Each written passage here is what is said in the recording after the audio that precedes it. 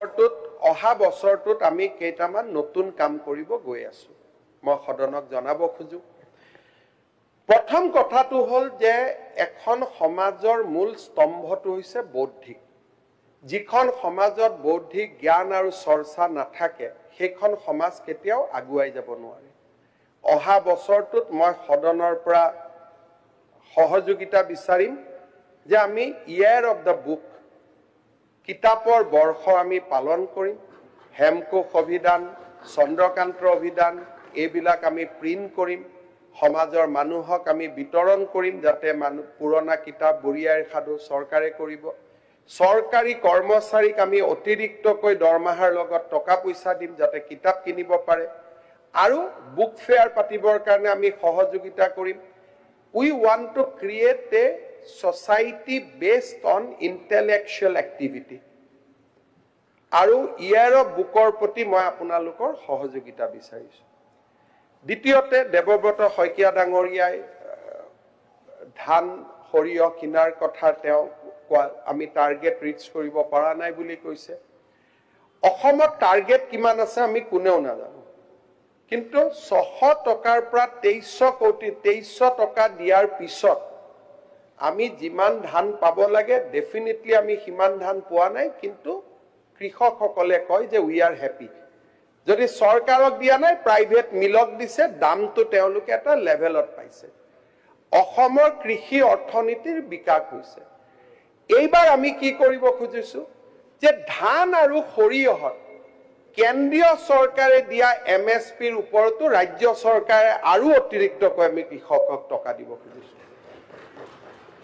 কিমান দিব পাৰিব বিত্তমন্ত্ৰী ডাঙৰীয়ানিয়ে হিচাপ কৰিব যে ধানত যদি কেন্দ্ৰীয় চৰকাৰে 2300 কোটি টকা দিছে আমি লগত আৰু কিবা দিব পাৰো নি সৰিয়হত যদি কেন্দ্ৰীয় চৰকাৰে 5500 টকা দিছে আমি আৰু লগত এক্সট্ৰা আমি দিব পাৰো নি আমি কৃষি অৰ্থনীতি সুদৃঢ় কৰিব খুজিছো we want to give more and more money to the farmers বৰপেটাৰ মাকৈটো এবাৰ আমি এমএসপি দিবৰ কাৰণে সিদ্ধান্ত লৈছো যে will give MSP for the মাকৈ মই বিগ ইন্ডাষ্ট্ৰিৰ কথা কওঁতে মই কৃষি অৰ্থনীতি পাহৰি যাব খোজা নাই এইবাৰ আমি মেজ মাকৈ সৰিয়হ ধান ইয়াৰ ওপৰত আমি সেন্ট্ৰেল গভৰ্নমেন্ট সাবসিডিৰ ওপৰত we want to bring state support কল্পনা আমি কেতিয়াবা কৰিছিলো কৰবাতটো আপোনালোকে সেইখিনিটো ক'ব যে এটা ভাল কাম হৈছে আজি অসমত যোৱা বছৰ আমি 300 খন আমি 400 খন আমি হাই স্কুল 8 কোটি টকা কৈ দিছিলো এইবাৰ আমি আৰু equal number of high school আমি আনিব খুজিছো যে পাৰ সমষ্টিত আমি আৰু দুখন হাই স্কুলক আমি 8 কোটি কৈ টকা দিব খুজিছো nobody has done public education ৰাজহুৱা শিক্ষা শক্তিশালী কৰাৰ বাবে আমাৰ চৰকাৰে যিমান প্ৰচেষ্টা লৈছে আগত কেতিয়াও এনেকে হোৱা নাছিল ফ্লাড গেটস অফ মানি আমি ওপেন কৰি দিছো যে আপোনালোকে খৰচ কৰক শিক্ষানুষ্ঠানখিনিক ভাল কৰি ঠিক কৰক মই বাস্কা জিলাত গৈছিলো মই নাজানো আমি কোন মানুহক লগ কৰো আপোনালোকে কোন মানুহ লগ কৰে স্কুল এখনৰ লগ পালো ছোৱালী ছাত্ৰীসকলে মোক লগ কৰিব আহিছিলে মই ছাত্ৰীগৰাকীক সুধিছিলো শিক্ষক আহে নে নাই বোলে স্যাৰ আজিকালি শিক্ষা ক্ষেত্ৰ হোৱাৰ পৰা সব স্যাৰ আজিকালি স্কুলত আহে আমি ভাল পাই আছো পঢ়ি শুনি আজি ষ্টুডেন্টৰ মাজত ইউফোৰিয়া কিন্তু ইকোনমিক কন্ডিশন বাঢ়াৰ লগে লগে কোনোবা যদি ইংলিশ মিডিয়াম স্কুলত গৈছে দিট ইজ এ ডিফাৰেন্ট থিং কিন্তু আমাৰ ডিক্লাইনৰ যেটো ট্ৰেন্ড আছিল উই হ্যাভ এৰেষ্টেড দ্যাট এতিয়া লৰা ছোৱালী সৰকাৰী শিক্ষানুষ্ঠানলৈকে আহিছে কিছুমান শিক্ষানুষ্ঠানত ৰাতি 2টাৰ পৰা ফৰ্ম লয় শিৱসাগৰৰ এখন স্কুল আছে আজি এইবাৰ বাজেটত আমি চেষ্টা কৰিব খুজিছো যে প্ৰথমবাৰৰ বাবে আমাৰ যি গোটেই মূল্য বৃদ্ধিৰ কথাটো যত আমি আনিব খুজো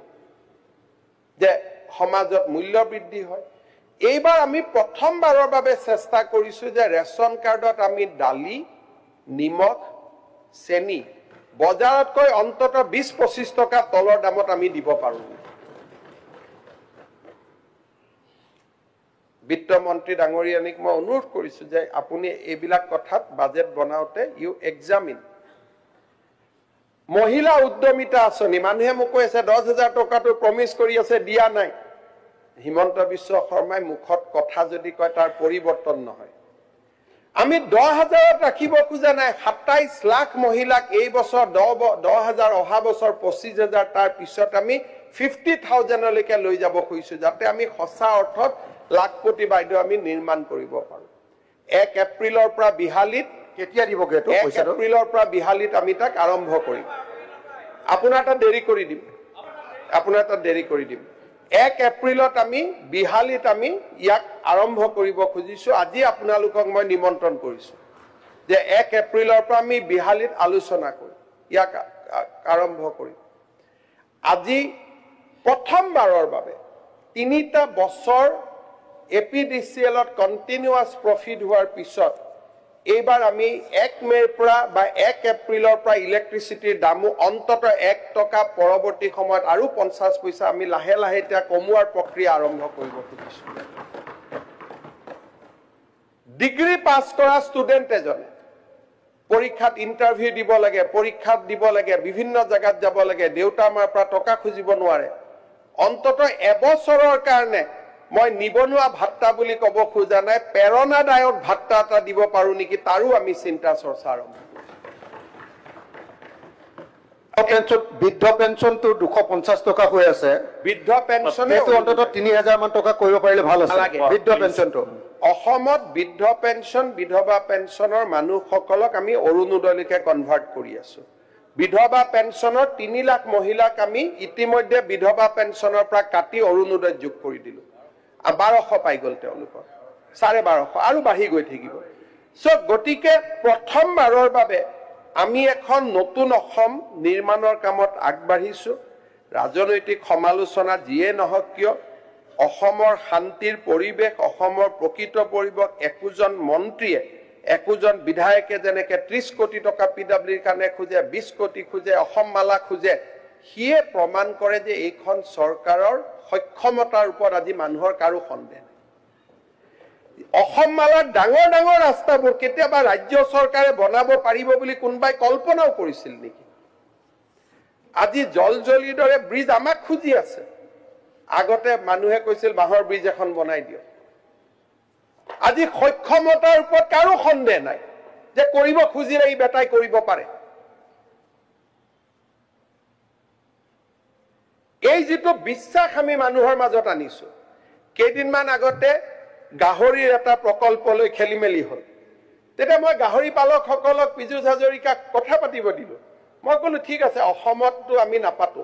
যদি সিলিগুৰিত পাতি অসমলৈকে পঠাই দিয়ে বলে মেঘালয়ত পাতি যদি অসমলৈকে পঠাই দিয়ে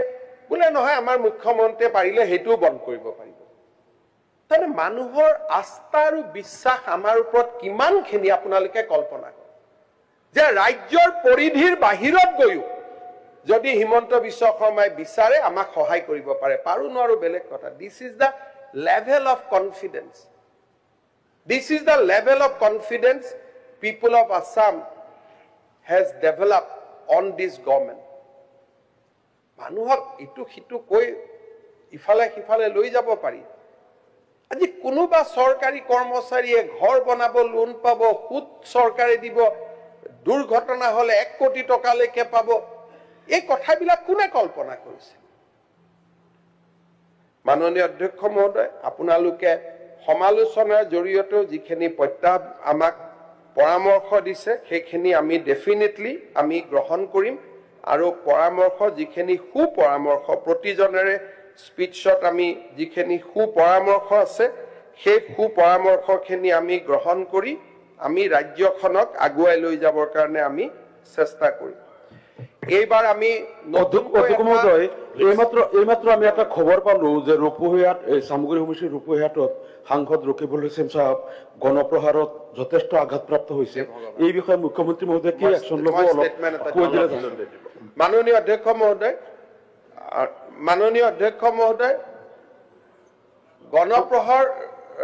কাক দিছে ৰকিবুল হুছেইনে মাৰিছে নে ৰকিবুল হুছেইনক মাৰিছে ৰকিবুল হুছেইন সাহেব আহত হৈছে যথেষ্ট আহত গতিকে আপুনি একশনটো কি য'ত দেখাইছে যে আৰক্ষীৰ সকলোকো কিছু লোকে বাধা দিছে তেওঁৰ নিৰাপত্তাৰক্ষীক আৰু তেওঁৰ কিবা হৈছে মই এতিয়া চেক কৰিম মাননীয় অধ্যক্ষ মহোদয় আমি এটা নতুন আঁচনি এইবাৰ কৰিব খুজিছো যে অসমৰ প্ৰত্যেকখন গাঁৱক আমি স্পেচিফিকেলি টাৰ্গেট কৰি ডেভেলপ কৰিব পাৰো নি যদি প্ৰত্যেকখন গাঁৱক আমি 1 কোটিকৈ টকা দিব পাৰো আগত প্ৰস্তাৱ আছিলে সক্ষমতা নাছিলে এইবাৰ আমি আৰম্ভ কৰিব খুজিছো যে অসমৰ প্ৰত্যেকখন সমষ্টি 3, 4, 5খন গাঁও লৈ পেলাই আমি আৰম্ভ কৰো যে আমি 1 কোটি টকাকৈ প্ৰত্যেকখন গাঁৱলৈকে আমি দি পঠাম টাৰ্গেটেড এপ্ৰোচ যে গাঁওখনৰ স্কুল ভাল হওক গাঁওখনৰ অংগনবাদী ভাল হওক গাঁওখনৰ নামঘৰটো ভাল হওক আমি আজি নেক্সট লেভেললৈকে যাব খুজিছো এইবাৰৰ যিখন বাজেট হ'ব এই বাজেটখনে অসমৰ আত্মবিশ্বাসৰ পৰিচয় দিব এইবাৰৰ বাজেটখনে নতুন অসমৰ পৰিচয় দিব মাননীয় অধ্যক্ষ মহোদয় দুটা সমসাময়িক কথাৰে মই সামৰণি মাৰিব খুজিছো যোৱা কালি সদনত ন্যায়াধীশ বিপ্লৱ শৰ্মা কমিটিৰ প্ৰতিবেদন সম্পৰ্কে ইয়াত উল্লেখ হৈছিল ন্যায়াধীশ বিপ্লৱ শৰ্মা কমিটিৰ প্ৰতিবেদনখন মই আগতেও পঢ়িছিলো কাৰণ মোক দিছিলে গতিকে মই পঢ়িবই লাগিব আৰু সেই কাৰণে মই এই প্ৰতিবেদনখন সদনত আনিব খোজা নাছিলো আৰু মই বহুতবাৰ প্ৰচেষ্টাও কৰিছিলো যে বিপ্লৱ শৰ্মাৰ কমিটিৰ প্ৰতিবেদনখন সদনত নাহক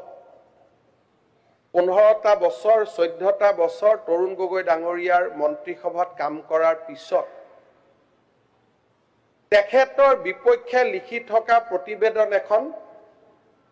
মই সদনত অনাৰ বাবে মোৰ একেবাৰে আগ্ৰহ নাছিল কাৰণ জীৱনত আকৌ কৈছো সনাতন হিন্দু সংস্কৃতিৰ কাম কৰা বা এজন ফলোৱাৰ হিচাপে we know how to ৰেসপেক্ট the ৰিলেশনস মই চেষ্টাও কৰা নাছিলো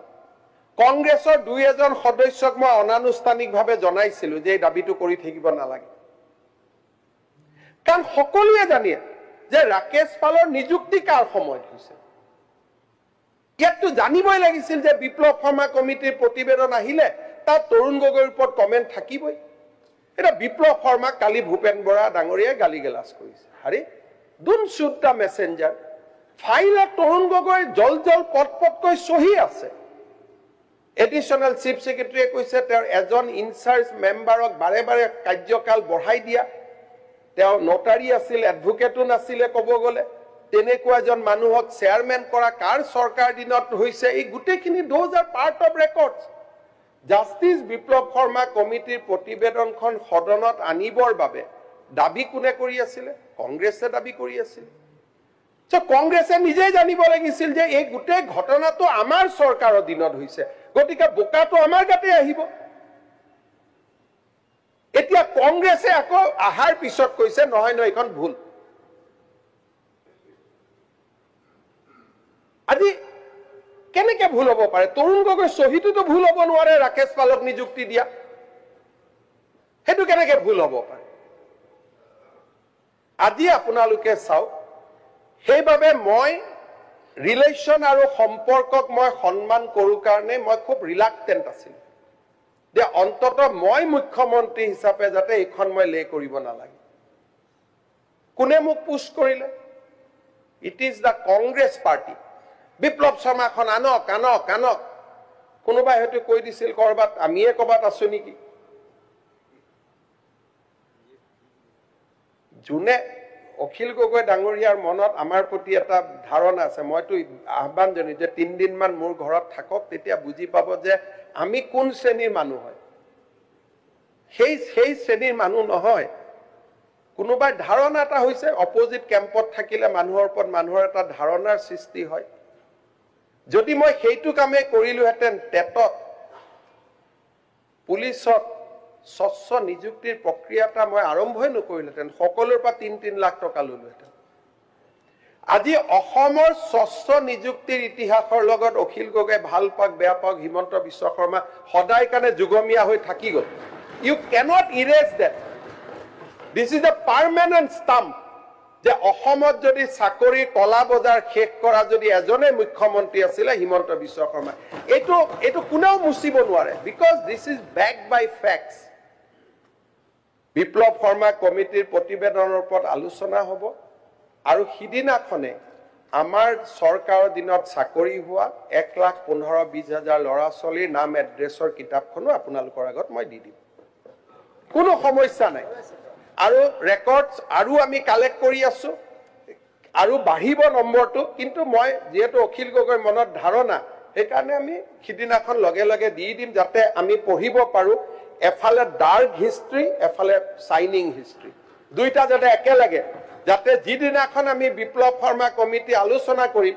এফালে 1,20,15,000 ল'ৰাৰ নাম থাকিব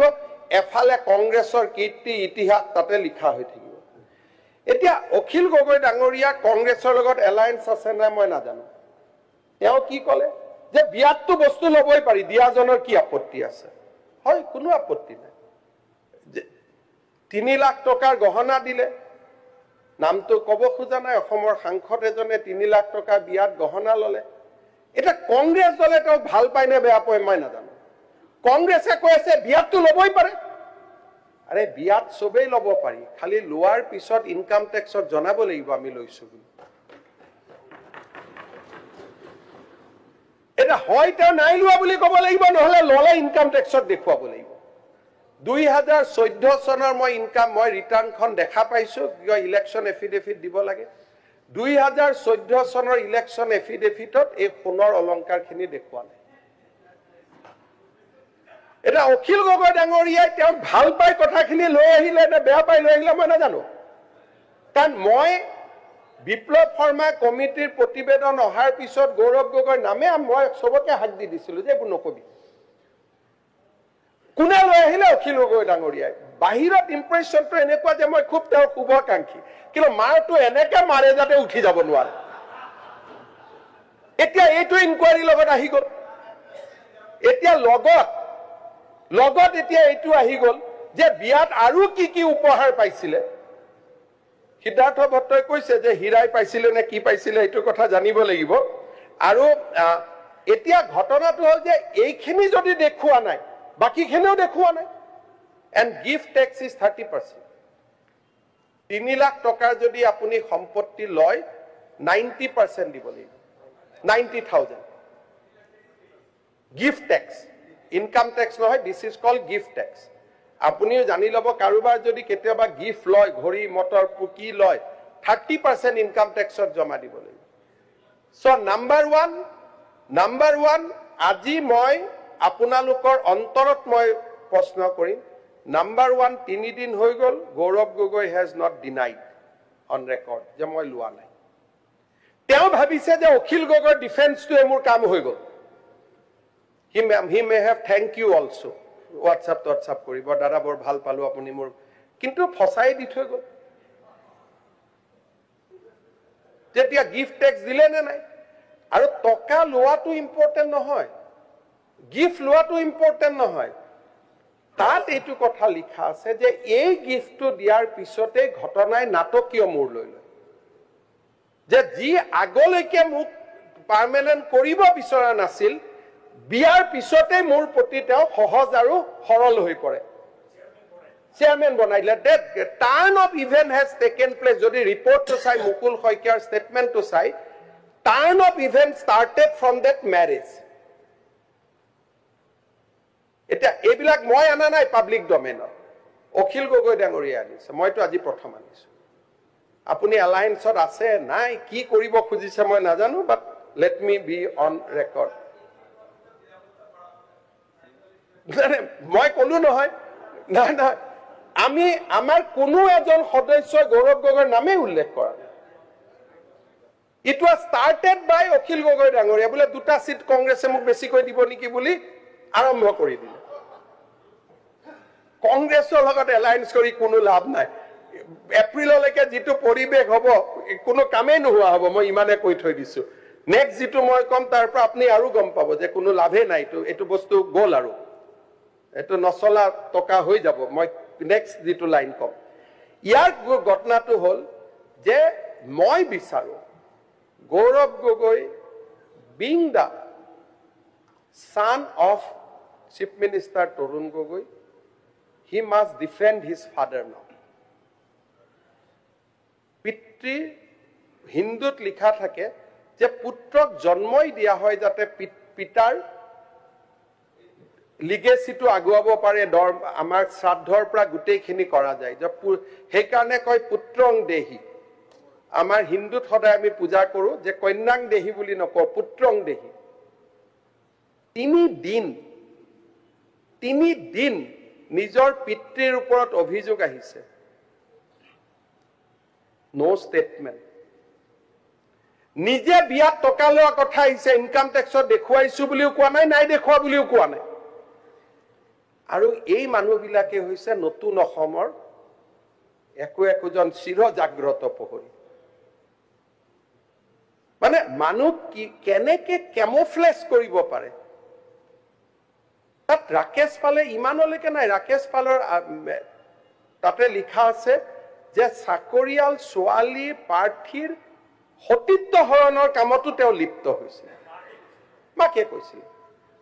আমিতো মই প্ৰথম দিনাই কৈছিলো যে অখিল গগৈ কমল মেধি গৌৰৱ গগৈ বিলাকত আমি যাবই নালাগে আনকি মই ৰিপৰ্টটো দিব খোজা নাছিলো আপোনাৰ নামটো মই দেখা পোৱা কাৰণে আপুনি কম তৰুণ গগৈ বেছি যে তৰুণ গগৈ ডাঙৰীয়াৰ নামটো থাকাৰ কাৰণে মই ৰিপৰ্টটোৱে দিব খোজা নাছিলো কিন্তু আপোনালোকে হেঁচা মাৰি ৰিপৰ্টটো দিয়ক now you face the consequence there will be discussion মৃত্যুৰ পিছতো তৰুণ গগৈ নামটো ইতিহাসত হনুৱালি ভাবে আলোচনা হ'ব লাগে now he will be discussed in a different way and I am not responsible for that মই যিমান পাৰিছিলো মই চেষ্টা কৰিছিলো and I have informed it to the few Congress leaders যে এই ৰিপৰ্টৰ কথা বেছিকৈ ক'ব নালাগে unnecessary সাৰৰ কথা আহিব we should avoid কিন্তু this is your destiny আপোনালোকে বিচাৰিছে সো আমি কৈছো আলোচনা হক মাননীয় অধ্যক্ষ মহোদয় কেইদিনমানৰ পৰা অসমত আন এটা বিতৰ্ক চলি আছে যে এটা ঘটনা যে এজন পাকিস্তান সিটিজেন তেওঁৰ নামটো হল আলী তৌকিৰ শেখ এই আলী তৌকিৰ শেখ নামৰ যিজন ব্যক্তি সেই ব্যক্তিজনে এটা ক্লাইমেট অ্যাকশন গ্ৰুপত কাম কৰে মই জানিবৰ কাৰণে কৈছো কাৰণ এইটোৱে সেপ্টেম্বৰ মাহলৈকে it will create a big impact in the politics of Assam Ali Tauqir কাম কৰে CDKN নামৰ এটা organisation apparently this is a climate action organization কিন্তু মানুহজনৰ টুইটস কথা বতৰা অসমৰ হিন্দু মুসলিম বাংলাদেশী ইমিগ্ৰেন্টছৰ পৰা আৰম্ভ কৰি his all interest is about India and Assam's internal political affairs climate less politics more SPG গঠন SIT হল দেৱব্ৰত শইকীয়া ডাঙৰীয়াই উল্লেখ কৰিলে যে অসমৰ SIT পাকিস্তানক কি কৰিব but our SIT is so smart within 2 days আমি ডিসকভাৰ কৰিলো যে Ali Tauqir Sheikh has come to India on 18 times এজন পাকিস্তানী নাগৰিক 18 times অসমলৈ ভাৰতলৈকে আহিলে আৰু এই গুটেই ইনভেষ্টিগেশ্যন কোনে কৰিলে আমাৰ অসম পুলিচে 6/11/2010 আহিলে 23/2/2011 আহিলে 2/2012 আহিলে 1/5/2012 আহিলে 26/13 আহিলে 17/8/13 আহিলে 5/10/13 আহিলে 27/10/13 আহিলে 5/2/2014 আহিলে 6/2/2015 আহিলে 3/4/2016 আহিলে 31/5/2016 আহিলে 10/11/2018 আহিলে কোনে উলিয়ালে অসম পুলিচৰ SIT উলিয়ালে in just 3 days of time এতিয়া আমি গম পাম যে কোনে তেওঁক ইণ্ডিয়ালৈকে আনে, কোনে তেওঁক আতিথ্য দিয়ে, কি ঘটনা। We are going to get it মোৰ এণ্ড মোৰ। ইনিচিয়েল মোৰ হাতত যি তথ্য পৰিছে, it will be very, very fatal for the Congress party. It will be a complete difficult. যোৱাকালি মই প্ৰদ্যুৎ বৰদলৈ ডাঙৰীয়াক এটা টুইট কৰিছিলোঁ, just do not criticize me for politics. It is going to be huge. And I am repeating, the investigation has revealed certain very startling facts, যিটো মই কল্পনাও কৰিব নোৱাৰো. And I am speaking in this assembly as a most responsible person. মই এজন responsible person হিচাপে ইয়াত থিয় হৈ মই কৈ আছো, the impact on Assam politics will be huge. Debabrata Saikia ডাঙৰীয়াই কৈছে যে আমি কিমান পাৰিম, মই নাজানো। আমি যিমান দূৰ পাৰিম, যেতিয়া নোৱাৰো we have to transfer it to NI. যিমান দূৰলৈকে পাৰিম will go, but যেতিয়া আমি নোৱাৰিম we have to give it to NI. So this will be another thing. Justice Biplab Sharma committee report, if it is a 10%, what is coming in August, September, it will be 1000%. It will be huge, huge and huge. Keneke amar dore manuhok villain kori june ratiye dine আমি কাম কৰো, আমাৰ দৰে মানুহক villain বনাই যিসকল hero হ'ব খুজিছিল, you will know that what they are actually. তেওঁলোক কি হয়? So I promise to Assam Assembly that we will break this Ali Toki network and we will come back to Assam Assembly in the month of August. Give us just 3 months. We will come back with facts which will be huge. I know the facts because informally facts is with me, but it has to be on records. And the facts will be huge, it will be fatal, and amar hokolure antaratma kopai tulibo. Yakko adjective moi use koribo nwaro. So ji hokole defense kore je noy ekhon to Pakistan embassy ikhon photo nohoy ikhon photo ekhon morph korise. দুইখনেতো এজনে মানুহৰ photo. So sometime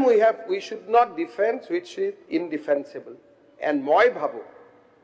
this will be a case which will be fall in the indefensible category. সদনে বিচাৰিছিল যে উমৰাংচুৰ বিতৰ্ক হ'ব লাগে, সিন্ডিকেটৰ বিতৰ্ক হ'ব লাগে. I am ready for everything. কোনো কথা নাই। আমি বিতৰ্ক কৰি, বিতৰ্ক should be constructive. আমাৰ চেঙা সমষ্টিৰ বিধায়কে বৰপেটা পুলিচৰ ওপৰত এটা অভিযোগ দিছে, মই ডিজিপিক লগে লগে কৈছো যে it should be inquired. Even যদি তাত মোৰ ভাইও এছপি আছে, it has to be inquired. তাত কোনো পৰিৱৰ্তন হ'ব নোৱাৰে. It has to be inquired fully, completely. তাত একোৱে কথা থাকিব নোৱাৰে. So we will inquire. আৰু কাৰণ আমাৰ উদ্দেশ্যটো যোৱা 25 বছৰত অসমৰ ৰাইজে মোক বহুত দিছে. Now this is a time to pay back. তাত আগত একো কথাই থাকিব নোৱাৰে. বাকি পলিটিক্স আহিলে কাৰোবাৰ ঘৈণীয়েকক ধৰিব লাগিব, কাৰোবাৰ জীয়েকক ধৰিব লাগিব. These are the people. আজি এনেকুৱা ঘটনা হয় যে যি মানুহে হেমকো কভিডানখন চুৰি কৰি নিজৰ বুলি দাবী কৰি আছে, ব্লাড ৰিলেশ্যন হয় নে নহয়, সেইবোৰ মানুহ নাটক, সেইবোৰ মানুহ অসমত নায়ক. আৰু যিবিলাকে দিনে ৰাতিয়ে ৰাইজৰ কাৰণে কাম কৰি আছে, সেইবোৰ মানুহ খলনায়ক. This is our state, unfortunately. But we have to fight with that. We have to cleanse this. গতিকে আমি তেনেকে চলি গৈ থাকিব লাগিব. মই আপোনালোকক প্ৰতিশ্ৰুতি দিছো যে advantage Assam 2 will be different.